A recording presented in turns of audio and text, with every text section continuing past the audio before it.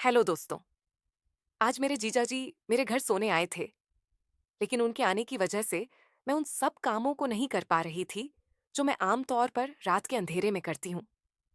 इन कामों में मुझे बहुत शांति मिलती है, लेकिन क्या मैंने कभी सोचा था कि आज रात कुछ ऐसा होगा कि मैं पसीने में भीग जाऊंगी।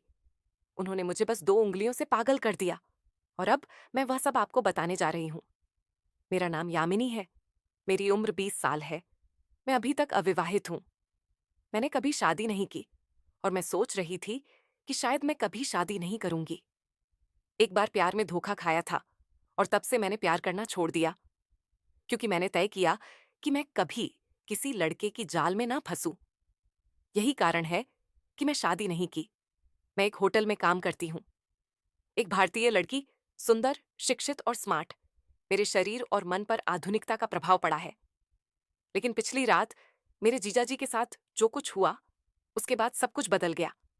अब मेरे विचार भी बदल गए। अब मुझे लगने लगा, अगर कोई अच्छा लड़का मिले तो शादी कर लेनी चाहिए। पिछली रात की बात बताती हूँ।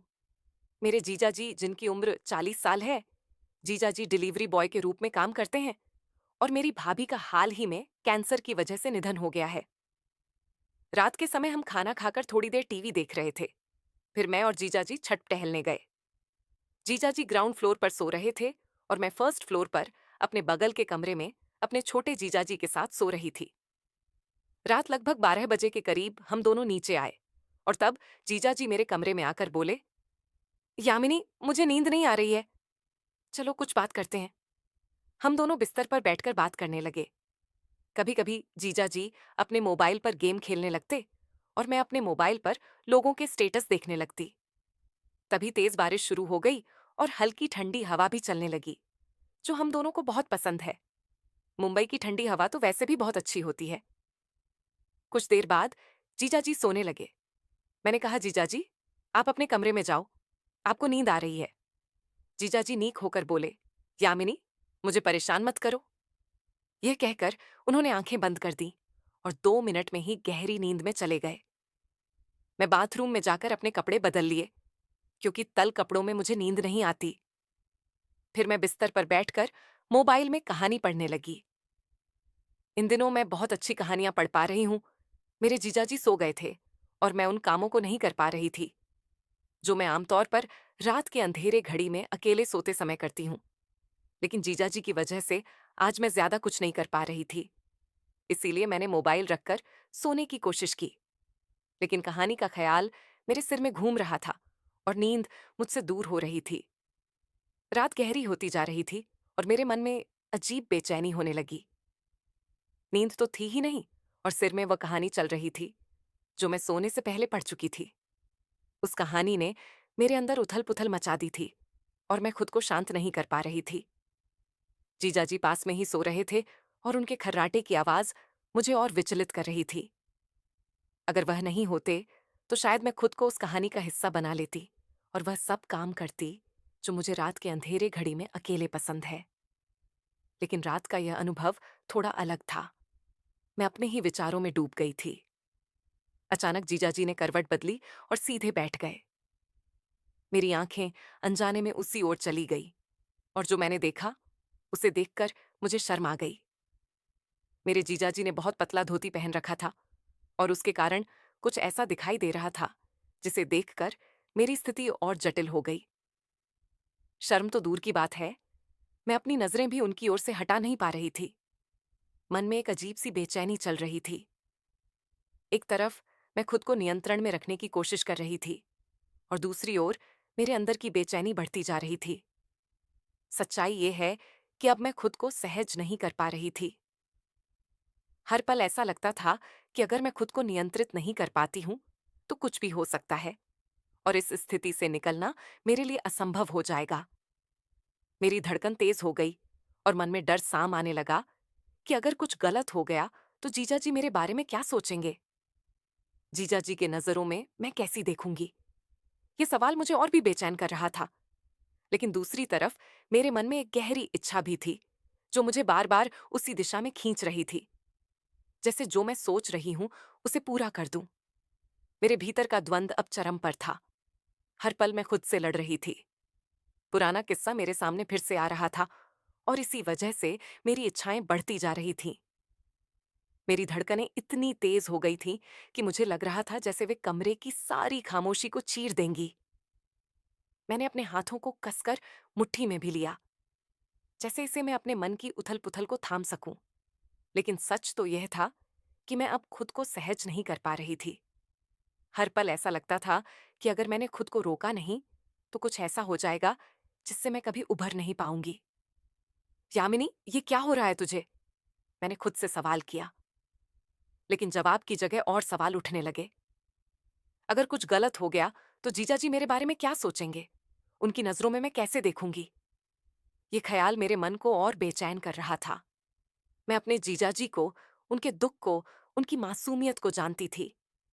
वह मेरे लिए हमेशा से एक रक्षक, एक सहारा रहे थे। फिर ये सब मेरे मन में क्यों उठ रहा था?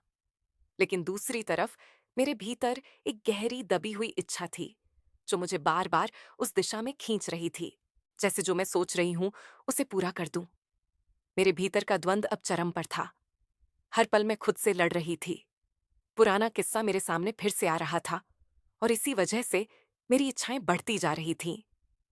मेरी धड़कनें इतनी तेज हो गई थीं कि मुझे लग रहा था जैसे वे कमरे की सारी खामोशी को चीर देंगी। मैंने अपने हाथों को कसकर मुट्ठी में भी लिया, जैसे इसे मैं अपने मन की उथल-पुथल को थाम सकूं। लेकिन सच तो यह था कि मैं अब खुद को सहज नहीं कर पा रही थी। हर पल ऐसा लगता था कि अगर मैंने खुद को रोका नहीं, तो कुछ ऐसा हो जाएगा जिससे मैं कभी उभर नहीं पाऊंगी। यामिनी, ये क्या हो रहा है तुझे? मैंने खुद से सवाल किया, लेकिन जवाब की जगह और सवाल उठने लगे। अगर कुछ गलत हो गया, तो जीजाजी मेरे बारे में क्या सोचेंगे? उनकी नजरों में मैं कैसे देखूंगी? ये ख्याल मेरे मन को और बेचैन कर रहा था। मैं अपने जीजाजी को, उनके दुख को, उनकी मासूमियत को जानती थी। वह मेरे लिए हमेशा से एक रक्षक, एक सहारा रहे थे। फिर यह सब मेरे मन में क्यों उठ रहा था?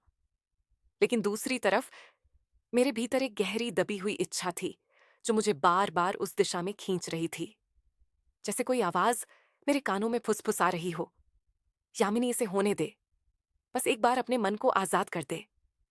यह इच्छा इतनी तीव्र थी कि मैं अपने ही विचारों से डरने लगी थी। मेरे भीतर का द्वंद अब अपने चरम पर था। एक तरफ नैतिकता, मेरे संस्कार और मेरे परिवार के प्रति मेरी जिम्मेदारी थी। दूसरी तरफ वह हक थी जो मेरे मन को जलाए जा रही थी। मुझे अचानक वह पुराना किस्सा याद आया। वही किस्सा जिसने मुझे प्यार से, रिश्तों से और अपने दिल से दूर कर दिया था। उस धोखे ने मुझे इतना तोड़ दिया था कि मैंने अपने आप को एक कवच में बंद कर लिया था। लेकिन आज उस रात वह कवच टूट रहा था। मेरे मन की इच्छाएं, जो मैंने इतने सालों तक दबाकर रखी थी, अब बाहर निकलने को बेताब थी। और यही इच्छाएं मुझे उस दिशा में ले जा रही थी जिसे मैं गलत जानती थी, फिर भी रोक नहीं पा रही थी। मैंने एक गहरी सांस ली और अपनी नजरें जीजा जी से हटाने की कोशिश की। मैंने खिड़की की ओर देखा, जहां बारिश अब पूरी तरह थम चुकी थी। ठंडी हवा अब भी कमरे में आ रही थी, लेकिन वह मेरे मन की आग को शांत करने में नाकाम थी। मैंने अपने आप को समझाया, यामिनी, रुक जा। यह सिर्फ एक पल की कमजोरी है, इसे बीतने दे। लेकिन मेरे मन का दूसरा हिस्सा चीख रहा था, क्यों रुकना? क्यों हर बार अपने दिल को मारना? क्या तूने इतने सालों में अपने लिए कुछ नहीं चाहा? मैं बिस्तर पर बैठी रही, अपने घुटनों को सीने से लगाए और अपने मन से जूझती रही। जीजा जी की गहरी नींद और उनके खर्राटों की आवाज अब मुझे और भी बेचैन कर रही थी। मैं जानती थी कि वह कुछ नहीं जानते, कि वह इस सबसे अनजान है। लेकिन मेरे मन का यह द्वंद, यह उथल-पुथल, यह सब मेरे अंदर ही था। अचानक मुझे लगा कि मुझे इस कमरे से बाहर निकलना होगा। मैं धीरे से उठी ताकि जीजा जी की नींद ना टूटे और खिड़की के पास खड़ी हो गई। मैंने अपनी आंखें बंद की और ठंडी हवा को अपने चेहरे पर महसूस करने की कोशिश की। मैंने खुद से कहा, यामिनी, तू मजबूत है।